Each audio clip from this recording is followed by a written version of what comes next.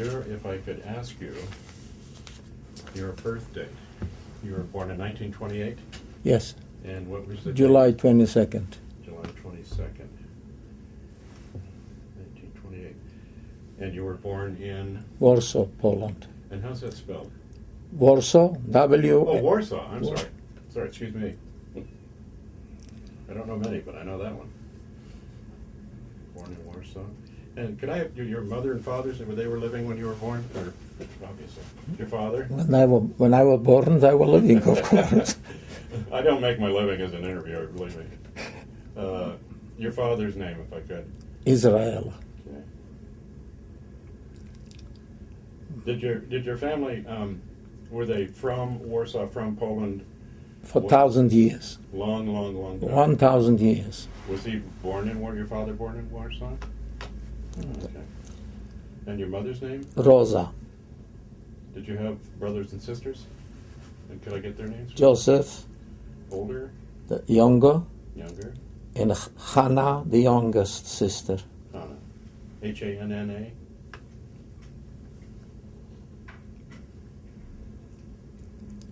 How many years difference between you and Hannah?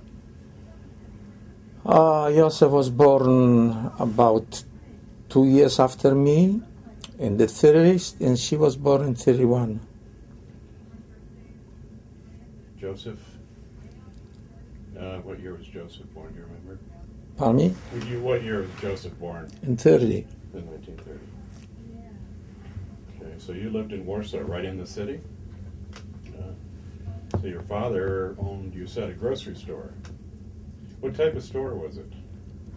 Well, here mostly they have supermarkets, but in Warsaw we didn't have supermarkets. We have a regular grocery store where you had everything what you need. Had the grocery store been in the family for a long time, or something your dad started? No, my dad started this. Yeah, yes. Yeah. Okay. So in those early years then, I'm guessing here, did you grow up and live pretty much in the same area for most of your young life? All the time until the war. Until the war. 1928. So in 1933, you would have been 5 years old and 33. So a question would be, when did you as a young child become aware that something was wrong in terms of the Germans? Until 1933, I started to listen when Hitler came to power. He started with the German Jews. But nobody expected that he will start what he did. We thought just it's an inside thing, and so I started taking Jewish away, also confiscate some, until come the Kristallnacht, which was the worst what could happen in Germany. Then the Jews know that he meant business. Yeah, he did. So, do you have then, even as a young child, at 5 or 6 years old, you have a memory, any memories of those, of the early years when you were very young about him? At some point, you must have about him, about the Nazis. Like I said, until 33, I had no idea. Right. Which I was I was 5 years old. Yeah, just a little bit. Yeah, but in 33, I heard already my family, my friends, others. Oh, Hitler just came to power, and he started already with the Jews. Mm-hmm. Well, living in Warsaw in those years, what was that like? Right now, this is a city, a big city at this point, and you're living right in the middle of it. So, was your family were you a particularly religious family? Very ultra Orthodox. Were you ultra Orthodox? Ultra Orthodox, yes. But we lived, like I say, we had friends, we had neighbors, Poles. I went to school with Poles, you know. Mm. and you never expect that something can happen, that your friend, when you went to school, or a neighbor who you lived with him for years, who you was feeding him, because mostly there was poor Poles, so they used to take on a book and paid every 2 weeks or once a month. That means until they got paid, you fed them. You give them everything. And later they sold you for a few dollars, because zlotys, Poland was zlotys, which was maybe 3 zlotys for $1. So you're talking about your father, your family's business, extending them credit. Oh yes, yeah. Yes, because we lived in a building which was 4 buildings around, and in the middle was, how I would say, it's like an empty space, it's not a backyard, because it was concrete, everything. So because we have a time, holiday called Sukkot. Sukkot means boat. So the Orthodox people used to make on this place, used to make this boots or boats called Sukkot. Many times we invited neighbors, friends. Matter of fact, later I tell you, a friend of my father, who he was a chief of the police, who arranged for me a Aryan papers, who was the only one after, this was after the uprising of the ghetto was already lost. And he met me when I ran out from the ghetto. It was after the uprising. And he said to me, Menachem, I know what's going on with the Jewish people, since your father was a friend of mine, and I always got credit from him. So I arrange you some papers that you are a Pole. So he took me to a town about 60 kilometers from Warsaw, to a sister of his. But she was one of the greatest anti-Semites. His sister? Yeah. But because she was afraid of him, because he was a chief of the police, so she kept me. And he told her, you're going to keep him here until I come back. She didn't know why he went and why he said, I'll come back. When he came back, he brought me an ID that I'm a Polak. My name was Marian Redlicki. Can we spell that, Marian? Marian, M-A-R-I-A-N. Marian, R-E-D-L-I-S-K-I.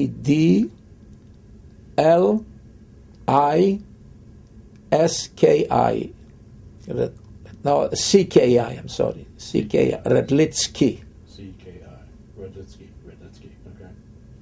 Thanks. You're welcome. Let me ask you, before we get up to that, now, that happened later. So, in these years, 1933, 34, 35, I'm not sure when your father's lost his business, when things started really going bad.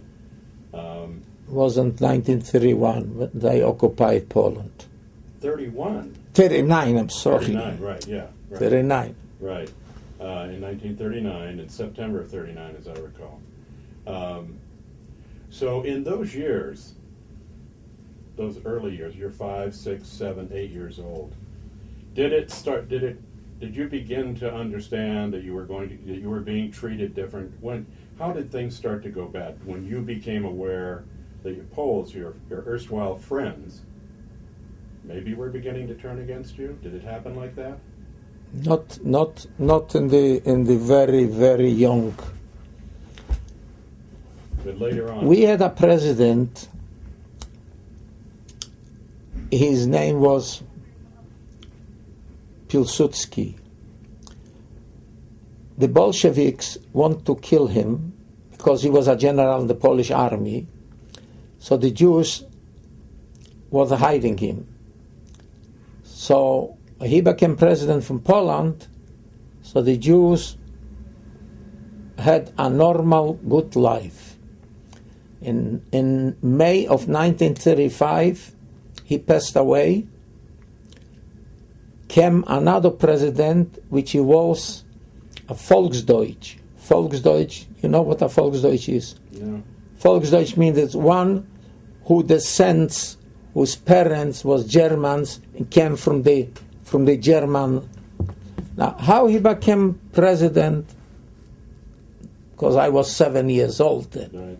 But when he became president, then I start to feeling even as a 7 years old boy, because they start to writing on the walls, don't buy by Jews. Jews to Palestine. Jews have nothing what to do here. They used to catch Jews, cut them the beards, doing all kind of things. But still, we consider this hooligans, because the official politic was not anti-Semite. But if you have a president who give you a little incentive, so the folks is like ships, they go behind. But still, we were going to school, and sometimes we were fighting with them, yes, the Jews boys, but this is like he also in the schools, fighting. But this fighting was already, they call here, race or racist. This fighting was not because, it was fighting because we were Jews. So this was the fight. Not like kids fight in school or something. Right. Yeah. Like this guy on the radio now, whatever, they telling that he was a racist because he mentioned something which is... Don Imus. Don Imus, yes. I think a lot worse people mention it. Okay. So, this was going on. This was 1935 then. 1935, yes. It starts happening. So you're getting in fights on the way to school. But still, we was not intimated by this or whatever. No, some hooligans who said don't buy the Jew or Jew to Palestine or whatever. You know. But in 1930, this happened until 1938, which I was exactly 10 years old. When Hitler started to taking on the Jews in Germany. And a lot of people who they had a little vision, money, they almost all the German Jews had a good living in Germany. They had money, so they started living Germany. So the one who left. The one who didn't later went to concentration camps. So, let me ask you if I could, not to interrupt you, I'm sorry, but from 35 to 38, the ages you'd have been 7, 8, 9, 10, did it kind of just start getting worse, a little bit worse, a little bit worse? You remember it that way? Yes, I remember start to getting a little worse, but still not that you have to leave, for example, because sometimes you think you're in a situation where you cannot more leave. Many Jews who were rich, had money, really left before the war. There was a great leader. You heard on the Israeli leader Menachem Begin? His teacher, his name was Jabotinsky. Yeah, Z-A. He came to Warsaw in 1906 or 7, can't remember. And there was a beautiful sunny day. And he was standing on the podium and talking, and he said, "You see, my brothers, what kind of black cloud is coming?" People looked one at the other and said, "I think it's too crazy. It's a beautiful sunny day." I think it was in May or June. But what he meant, he knew, he had a vision that it's coming a black cloud. Many Jews understood, especially they had big commerce, a wholesale business. Most of them understood what he meant. They sold the business and left.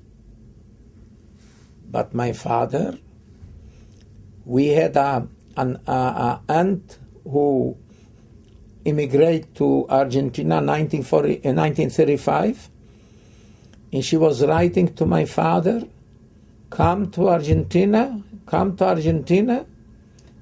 I was born here. My parents and great parents and for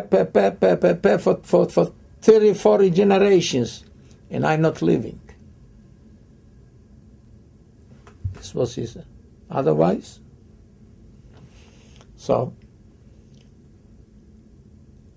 like I said, you saw already in this time a little more writings on the walls.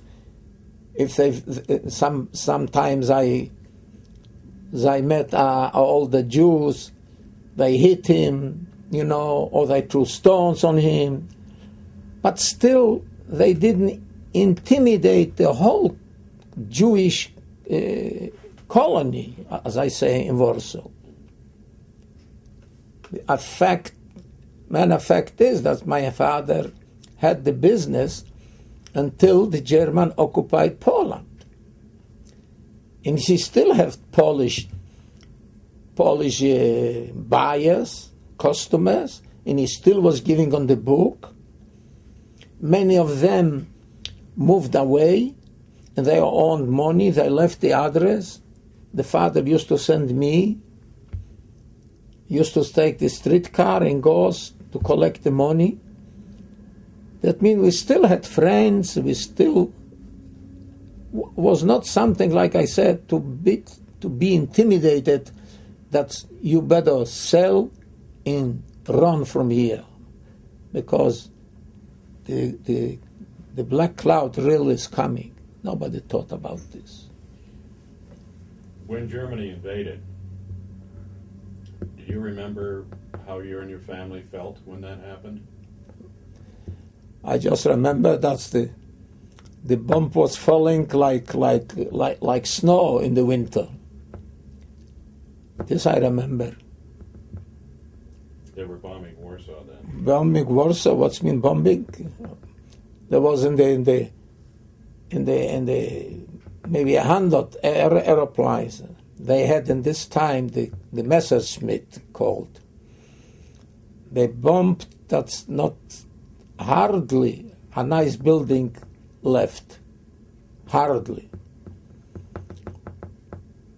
But our building, because it was a small building, I think 4 floors only, 3, 4, still was standing. And until a few weeks later, they came. That must have been a long period of time for you and your family not knowing what was going to happen next. Of course. Did your parents talk to you about it? As a family, did you discuss what was... Were you that kind of a family where you all talked about what could happen? No. No, because we were ultra-Orthodox. We believe it, that God knows what He does, and God will save us. Whatever happened, God will save us, because He saved us many times in the history already. He took us out from Egypt. This was Passover, the holiday. After 420 years being in slaves, He took us out. Then the story about the Red Sea. My father had a beard like this. He was one of the most ultra-Orthodox people in Poland. When they need some advice, the rabbi used to live in a small town about, 100, 200 kilometers from Warsaw, in a little train, I remember, small trucks used to go there to this town. And when it was before a holiday, you could see the train, a few hundred people, so 90% was Jews who was fans from this rabbi, went to this rabbi for a holiday or for advice, etc. So until they start to round up the Jews to the ghetto, they confiscated our store. We couldn't take nothing. When did that happen? Right? The confiscation of the store. This start in beginning of 40. Early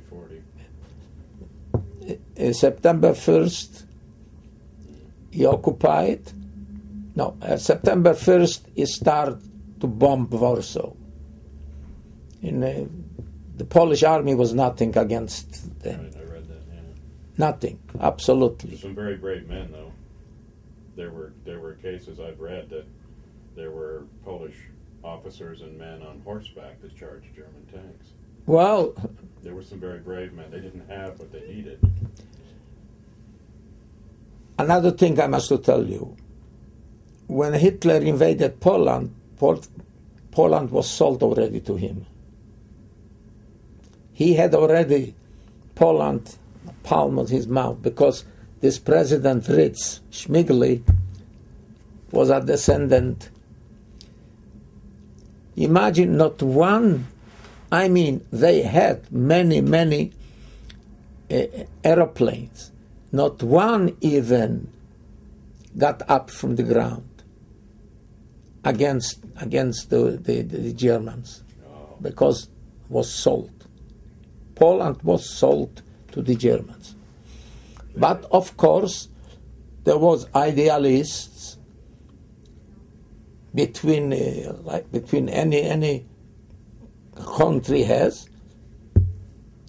They had on horses many officers who was fighting against tanks, of course. But the whole German occupied in I think 2 weeks or 3 weeks, occupied completely Poland. And in the beginning 40, he already started taking the Jews to the ghetto. So then I know, confiscated, they took everything, they took our stores, they took everything, and we went to the ghetto. How did that happen? One day you're living your life and you're running your store, and that's right. And then next day, or even the same day, come the SS and said, "Come on, let's go." They just like this, take you. No warning. Family, no. They got warning. Somebody would do something, would prepare something. There was no warning. Like one day we was selling, and next day we was without a store. So they moved you immediately? Excuse me.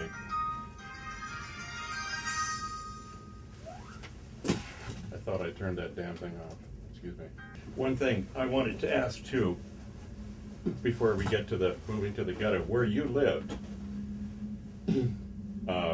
Would it have been described as a Jewish area, or you were just all mixed in with Poles and Mixed in. just There was not a Jewish area like we have in Borough Park or in Brooklyn. No.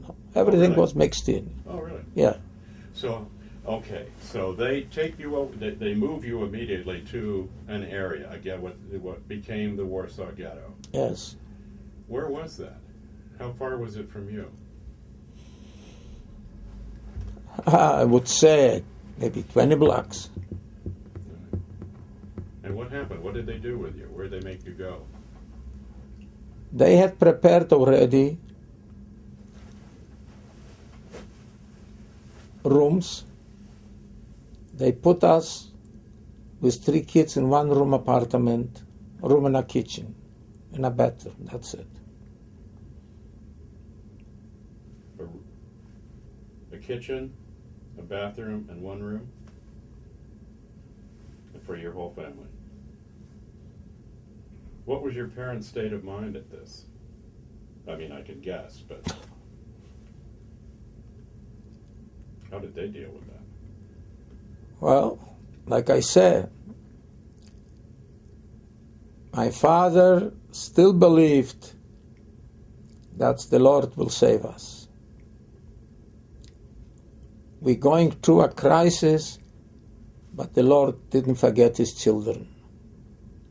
This was the philosophy from the ultra-Orthodox. Even today in New York or in Miami or in LA, if you talk to them, the same thing. It must have been a sore test, though, to have your everything taken, your home, your business that you'd worked for so many years. Yes. I suppose. The home, we couldn't take only what we had on our body, a few things what we could grab from the store for food. But they used to say, "Schnell, raus, raus, raus, raus, get out, out." So your family, am I right in assuming, would have been one of the early people into the ghetto? Is that?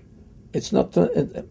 I mean, we had 100 people, family in Warsaw. 100 people. Mm. So they were taking also, of course.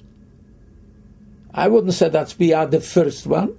No, not the first, but you would have been some of the early people coming in, because I think through the history of the ghetto, people were brought in from other areas too, weren't they? Yes, yeah.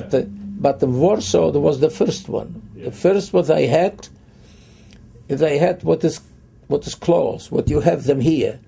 The rest we're gonna deal with the one who lives outside Warsaw, other towns, other cities. So here you've been moved into this room. You're 10, maybe 11 at this point. In 1940. Yeah. I was 12 years old. 38 was 10, 42, so it's 12 years old. Oh, you're 12 years old. Okay, that's right. That's 12 years old. And what began to happen then? As you're here, you're stuck. How did you get food? How did you eat? This was a big problem. Whatever we had still with us, maybe for a few days, then we had from our grandparents, we had some silver and gold, like wedding rings and this and this. So I used to go out on the street in the ghetto, and of course there was taking in some people who they hired money. They still was buying all this stuff. But in general, 2 years, from 40 to 42, 43, this was a life in unhuman conditions, I must say. Hunger, but, again I must repeat, an Orthodox Jew never lose faith. Never. No matter what situation is. Never lose faith. He never shows for the children, even hurts him, but he never shows this to the children. I used to go do some kind, clean a house for a rich family there. I'm calling rich because camp people with money also, especially people who come later. They knew what happened. So they figure out what happened to you will happen to me. It's a matter of time only. So I had money. I used to clean, to show the shiny shoes. Mm-hmm. And I used to clean. I went to buy something for them because some people were selling stuff in the ghetto. Because this was not something a block or two. This was some many kilometers quadrat. They're really big then, yeah. Very big. Imagine that in one night, which I later come to it, they took out 300,000 Jews from the ghetto. 300,000? Yes, this is in the archives. You can check this. This is later, the night when I'll tell you later. Yeah. So, the most, I start to feeling already the pain, what my parents feel. Not so much me, and how the kids, my siblings are feeling. And you must to imagine how bad is when you love somebody and you see that the person is in trouble and you cannot help. But I did what I could. Imagine as a boy of 12 years old. Until one day I decided I must to sneak out from the ghetto and go to get some food for my sibling, my parents. In sneaking out from the ghetto was already, as I catch you, was dead. This was no question asked. Can I ask you, was this 41, 42? No, this was in 42 already. This was in 42. I said 2 years between 40 and 42. So in 42, I couldn't see anymore the pain, and I decided what cost me. I must to go out. And since we had a grocery, so we had a farmer who used to deliver grocery to us. Mm. So one time he took me with him to this town, so I know where he lives. So I decided I will go to him, and I'm sure he will help me. He will give me food.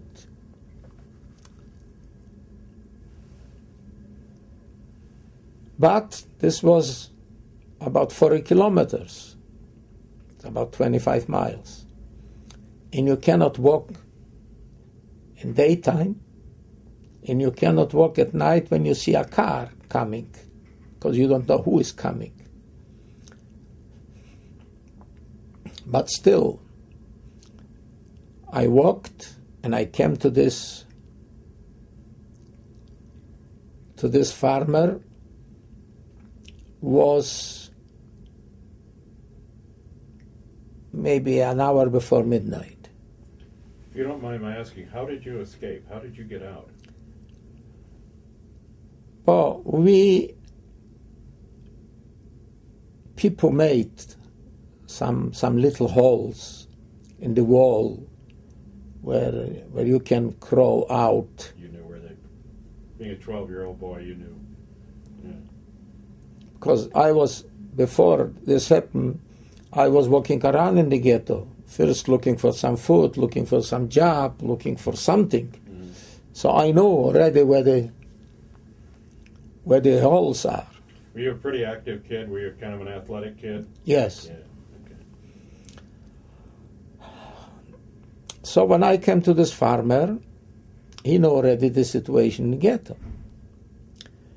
So I rested. He gave me food to eat, and he made me a bundle and a sack for all kind of produce. And he made the sack in the half, so one half was in the back of my shoulder, and the other half was in front of my shoulder. This midnight, I became a big boy, 14 years old.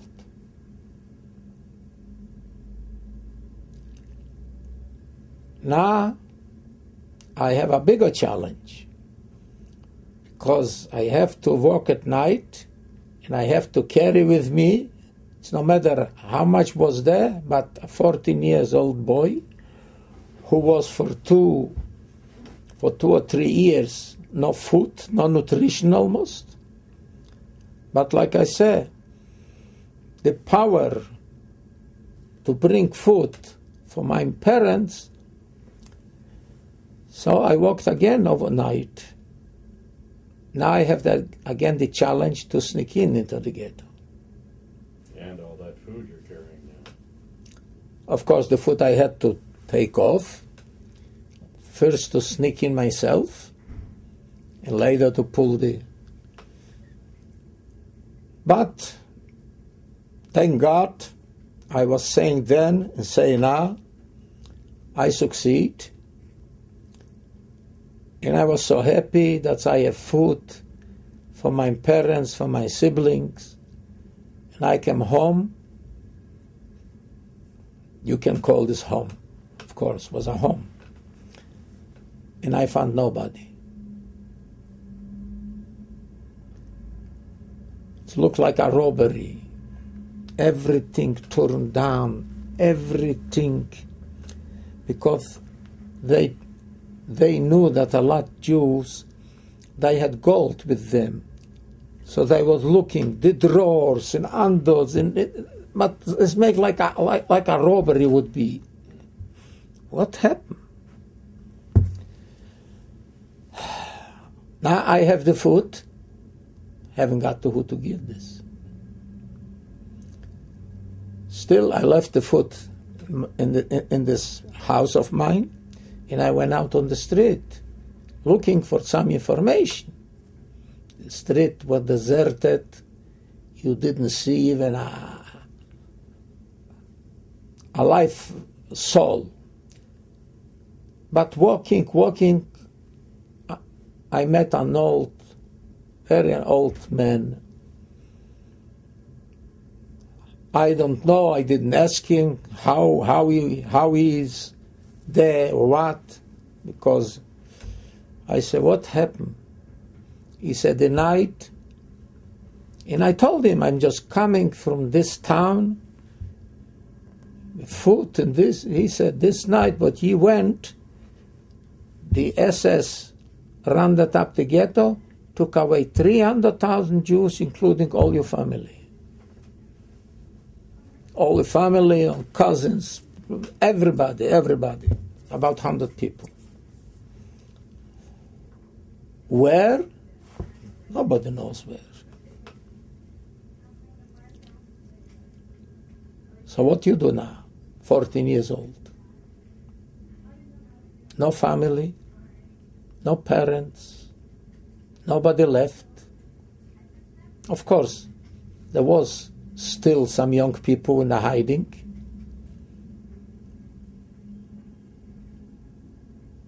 So I decided, sneak out again, give the old man the food. He should give whoever he wants. I sneak out again and went back to this farmer. And I asked him for a job. He said, I have a small farm. I don't have a job for you.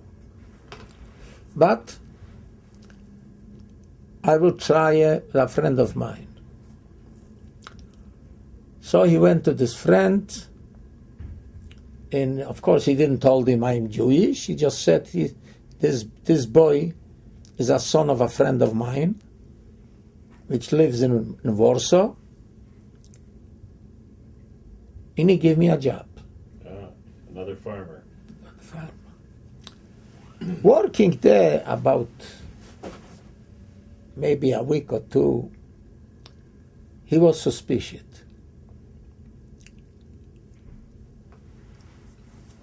I was sleeping in the, how you call it, barn where you put the hay. Barn, called it? Right, barn, yeah. Hay barn. And when you sleep and afraid that something can happen to you, you sleep, as we say, with one eye closed but the other eye open. 1 year you may not hear but the other one. Now on hay to walk, you cannot walk quiet that you shouldn't hear. There's no way. So I heard something already. So I sit. I was laying, so I sit down. Said, what you looking here? Well, I lost. I don't remember what. I say, he and the hay you lost? Oh, yes. The last time when I brought the hay, because he used to have a horse and wagon. So the barn has two doors. From one he came in, and from the other he went out. Okay. But my antenna start already to going up in my... I know what he was looking. The Polacks know that every Jew is circumcised. Today, any child comes out from the hospital is circumcised. Mm-hmm. But in Poland, they know the only circumcised is the Jews. Oh, yeah, okay. He want to catch me sleeping to see if I'm circumcised. And this, as a 14 years old boy, I right away come to. So, through the doors, because the doors were from wood, but not like this door, salad, but you could look through them, make from boards. No? Mm-hmm. So about 100 feet from this barn, he has his own house where he lived with his wife and children. When I saw that he went to his house and closed the door, so I quietly opened this door, and because I know what's waiting. If he didn't get me today, he will get me tomorrow for next week. And if he finds I am Jew, he's going to take me straight to the SS, because he's going to get a few dollars, for example, for it, and I'm going to be dead because I escaped from the ghetto.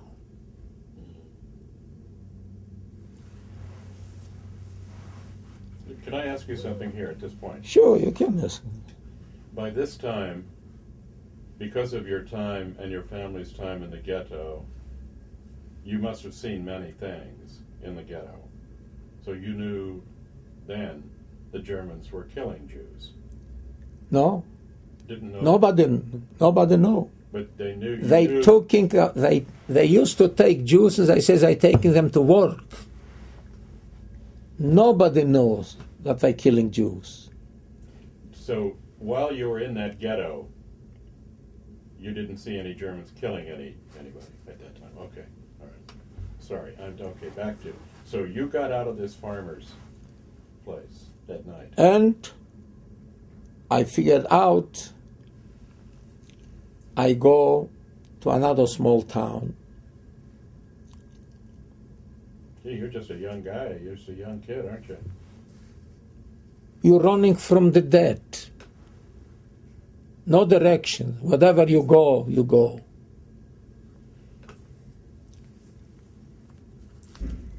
I'll wind up in this town that was about 20 miles from this town where this farmer I worked for him, or with this farmer who was bringing grocery to us. In wandering a little, because there the Germans was not, because a small town, so I didn't think that some Jews is living, and if they live, we take care of them later. Then I met this chef because he came to visit his sister. His sister was living in this town. So he met me, and he said, I know what happened to your family because I heard, and I will help you. I didn't ask how, nothing. He said, come with me.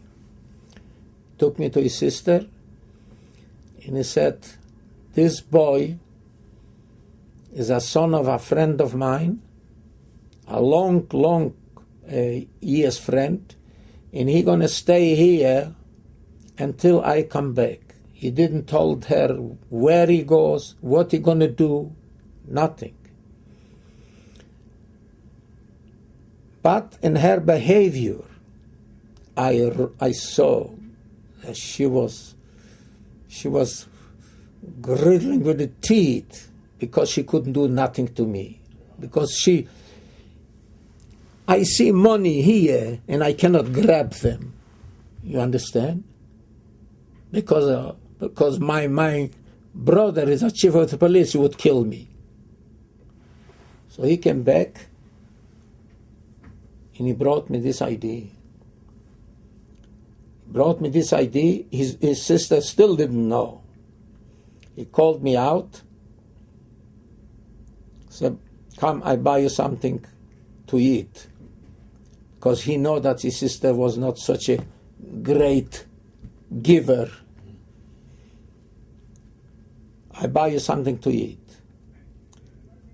He handed me this birth certificate, and he said, now you're on your own. Remember, I'm still 14 years old. Now where you go? Going again. Now I feel a little more safer because I had papers to show. And I went again and find a job by a farmer farther away.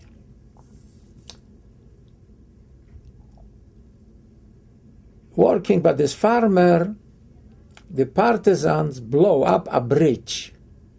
You know what partisans are? Okay. They blow up a bridge. So the Germans came to the older from the village and said, later we find out this was not our village, from any village around.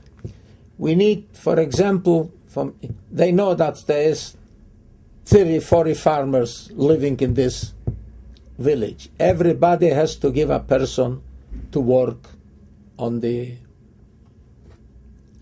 build the bridge. Well, if I was working for you, who you gonna send? Me, because you're not gonna go by yourself. You send me. So I went. They said, we take them in the morning and then bring them back in the afternoon, on the evening. But I was already prepared a camp called labor camp with electric and barbed wires. And I figured out, I can imagine, it's common sense today, why I have to take these people and every day look for them if I can have them in my house, and in the morning, just stand up outside and appeal to see if nobody is missing, and go to work. And this is what I did. This is what they did. I never went back to this farmer. Never went back. No. Never went back to this farmer. Oh my God! You remember the name of the camp? Did it have a name? Yeah. This camp called Ulenyets. Uleniec.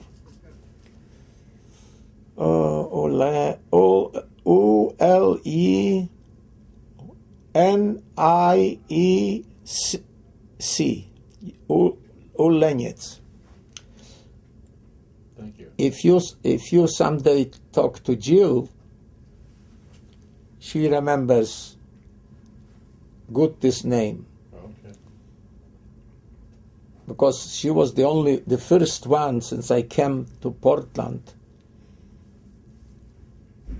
Because I supposed to get some compensation, and because she is from Austria, she speaks German, so she was preparing all the papers for me. So we had to write to the Germans, who am I, where I went, what I went through, and why I should get compensation. So she knows exactly this name, this camp. Okay. Now, in this camp, out of this camp, they had a coal mine. And they had little cars with you had a ton or 2 tons coal on them, and going on trucks like a train, and you have to push this from the bottom, from the mine up.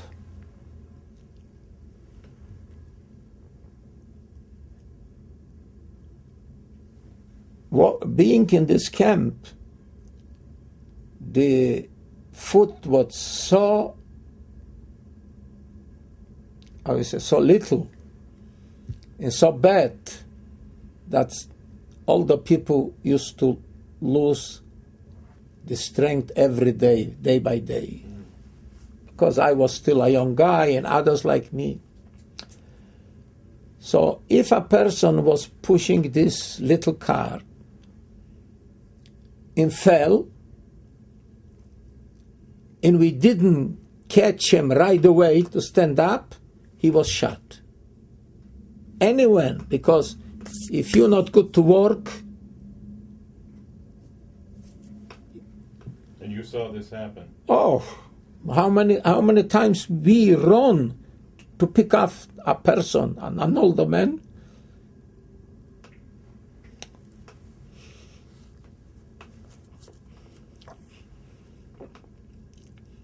He couldn't even walk. We were holding him. He just put his hand on the little wagon, like he is pushing, and there was guards.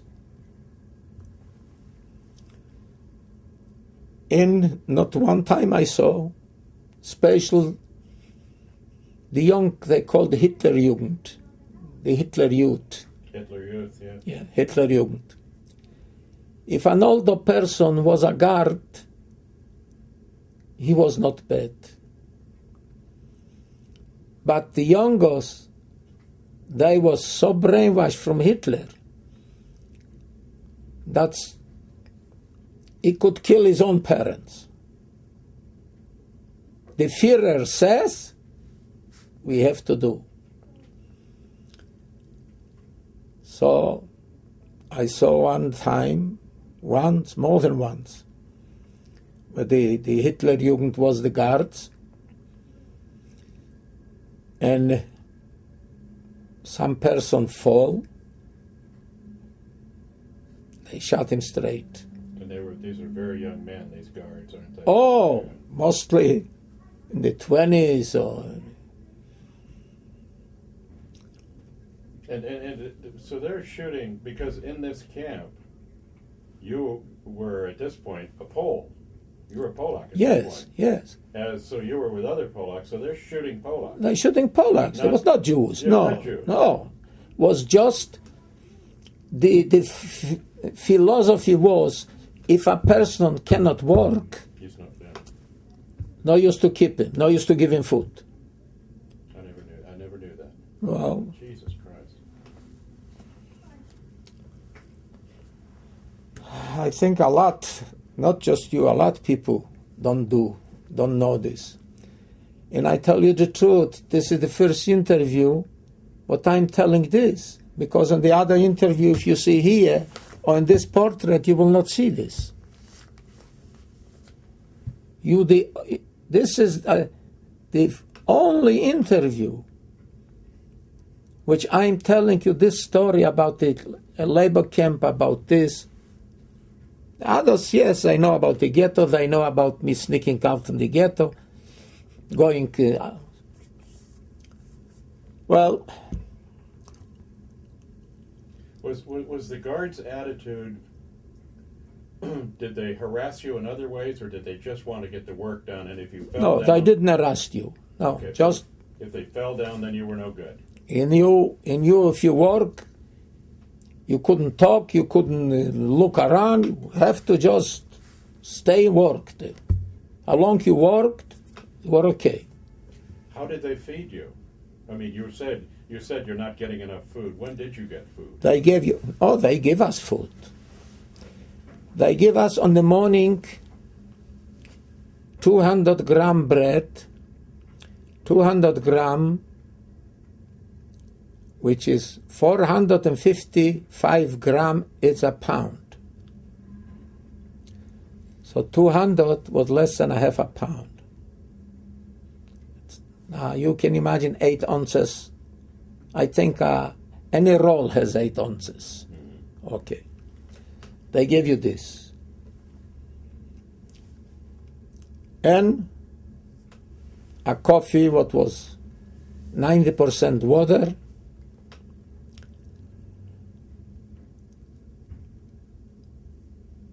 for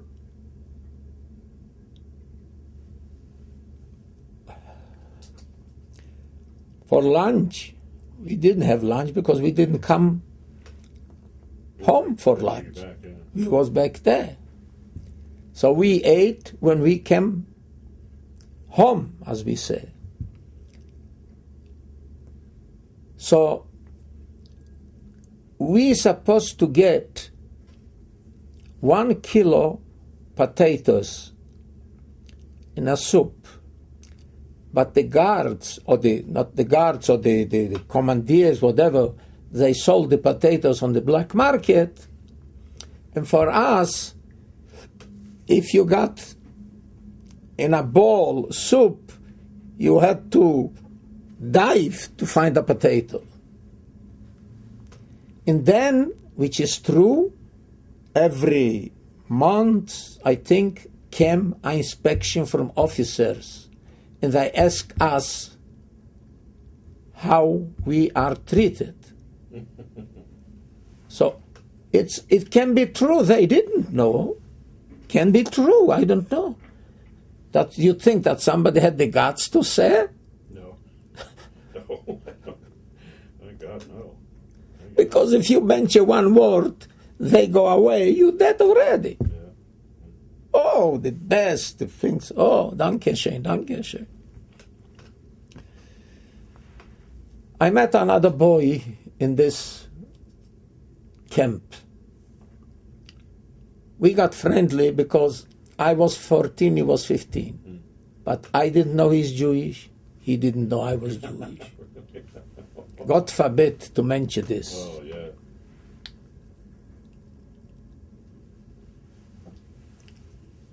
They had a Polish nun. Now, I don't know if she was also there as a slave or she was brought to work as a nun for the people.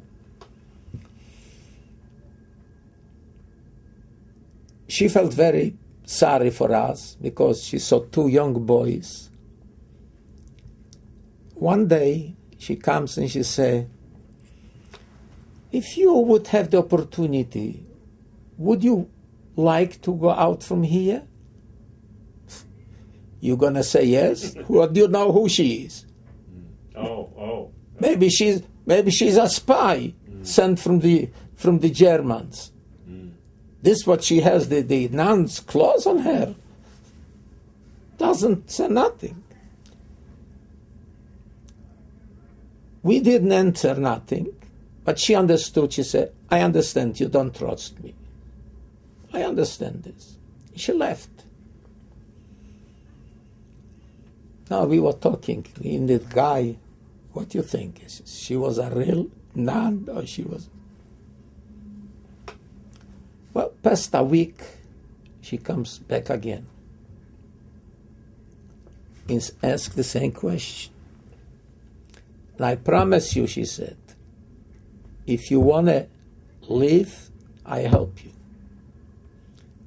We still didn't trust her. Because it's enough to say yes, and you're dead. So she left. About a week later, she came again. Now this time I said like this, even I was younger, but I had more experience already. I said to my friend, listen, what we have to risk here, or this way or the other way. Also, why I was so wise, because a lot of people, because of malnourishment, there was a typhus there in the labor camp, and people was dying every day like flies. So I said to him, this way or this way, we dead. So let's risk. Maybe she is real. We decided to say yes. So she said, this and this night, supposed to be a very hot night.